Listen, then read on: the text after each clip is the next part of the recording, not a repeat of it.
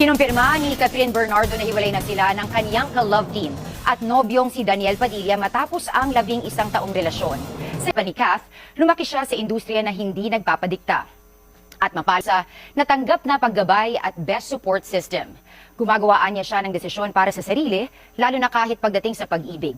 Batidaan niya ang mga usap-usapan at espekulasyon tungkol sa kanilang relasyon. Kaya para matigil na ang mga ito, ninais ni Catherine na marinig mismo mula sa kanya ng publiko na totoong nagdesisyon sila ni Daniel na maghiwalay na. Sabi pa ni Kath, kung anuman ang meron sila ni Deej, tunay ito at hindi para lamang sa show.